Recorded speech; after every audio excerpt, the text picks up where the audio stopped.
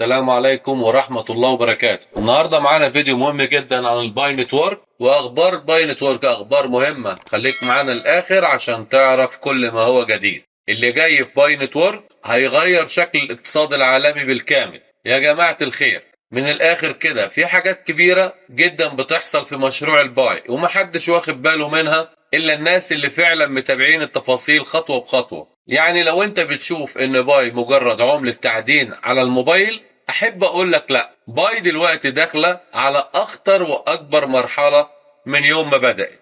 خلينا نمشيها بالراحة. من يومين ثلاثة البورصات الكبيرة زي اوكي اكس وبيت جيت وقفوا المحافظ مؤقت، والناس بدأت تقول فيه ايه مشكلة المشروع وقف. بس اللي مش فاهمينه ان الوقف ده مش عطل، دي خطوة محسوبة عشان يتم تفعيل الخوارزميات الجديدة وتجهيز بروتوكول في 23، وده البروتوكول اللي حرفيا هيبدأ مفهوم التعدين والتداول في البلوكشين كله.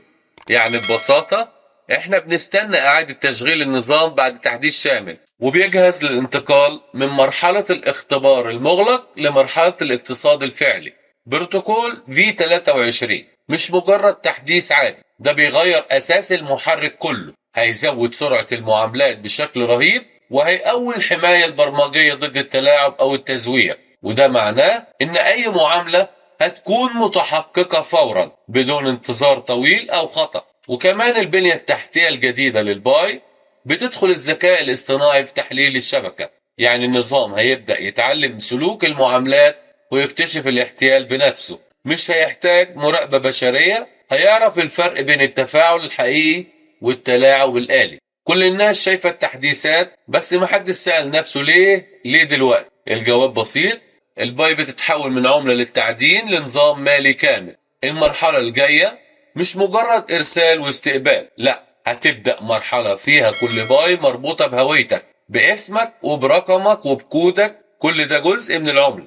يعني العملة اللي في محفظتك عارفة إنها بتاعتك، ومين أرسلها ومين استلمها. وده نظام أمان مفيش زيه في أي شبكة حاليا. السر وراء القيم المزدوجة اللي ظهرت. ناس كتير قالت إن في أخطاء بتحصل، واحد يرسل 200 باي توصل 71,000، بس ده مش غلطة يا جماعة، ده كان اختبار داخلي للنظام الجديد اللي بيحسب القيم بناء على بروتوكول المتصلة مش السعر الثابت. وده اللي خلى اوكي اكس توقف التحويلات مؤقتا. اللي بيحصل على النظام بيعمل اعادة ترميز للعملات داخل الشبكة عشان يفرق بين القيمة الداخلية والقيمة السوقية. الرموز هتبدأ تتلون بلون مختلف عشان تعرف إن كانت المعاملة داخلية من النظام نفسه أو خارجة من البورصة. وده تطور عبقري بيمنع الاحتيال تماما. الباي هي الشبكة الوحيدة اللي كل عملة فيها مربوطة بشخص حقيقي ومصدرها معروف. يعني انت ما ينفعش تزور ولا تنسخ ولا تتهرب. كل باي عندك متسجل باسمك ومصدرها واضح. وده مش مجرد امان، ده تمهيد للنظام العالمي الجديد اللي بيتبني حاليا، واللي هيكون فيه كل مستخدم هو البنك بتاع نفسه. اللي جاي صدمة، الرسوم على المعاملات باي هتنزل من 0.01 ل 0.6071، يعني تقريبا مفيش رسوم. وده هيخلي اي شخص في العالم يقدر يتبادل قيمة مالية حقيقية برسوم شبه صفرية. يعني لو بتبعت 100 باي الرسوم اقل من نص قرش.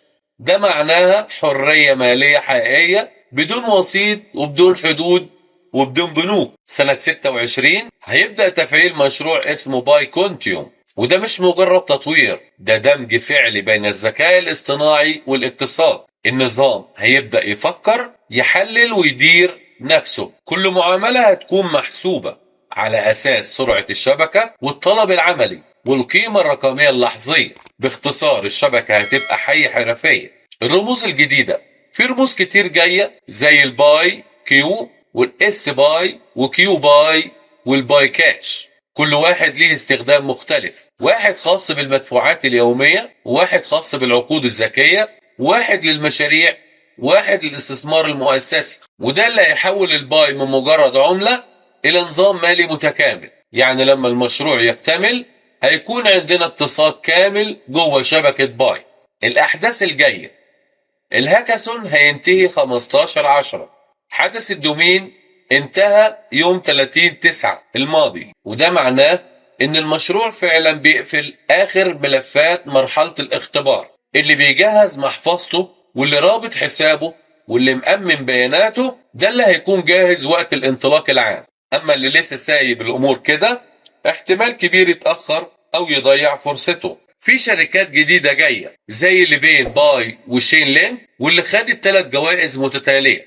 الشركات دي هدفها ربط الباي بالنظام البنكي العالمي علشان الأسعار تبقى متزامنة بين الشبكات والبنوك، وده معناه دخول فعلي للعالم المالي الواقعي. الاقتصاد الذكي، النظام الجديد مبني على فكرة الهوية الرقمية في المال. كل عملية لها مصدر واضح ومسار محدد، يعني مفيش فلوس مجهولة، وده اللي بيخلي الباي أول شبكة فعلا نظيفة وشفافة 100%، وده اللي يخليها مؤهلة تكون العملة الرسمية للاقتصاد الرقمي الجاي. لو بصيت على البيتكوين هتلاقيها بطيئة وغالية. الإيثيريوم ذكي بس رسومه نار، أما الباي مجانية وسريعة ومؤمنة، وده اللي يخليها تتفوق عليهم لما تفتح المايننت بالكامل. يعني احنا حرفيا داخلين على الثورة التالية في عالم الكريبتو. الرسالة الأخيرة اللي معاه باي يجهزها، يأمن محفظته ويتأكد إن بياناته كاملة وما يتسرعش يبدل أو يبيع. المرحلة الجاية هي الحاسمة، واللي جاهز هيكسب جامد واللي متأخر هيفوتوا القطر. الخلاصة يا جماعة الخير، اللي بيحصل مش تحديث، اللي بيحصل نقلة نوعية في تاريخ الإنترنت المالي. باي نتورك داخلة تكون عملة الاقتصاد الذكي العالمي. كلنا على أبواب مرحلة جديدة، مرحلة النظام الرقمي الواقعي اللي فيه المال له هوية وصاحب وهدف. استعدوا، الوضع فعلا كبير واللي جاي أعظم بكتير.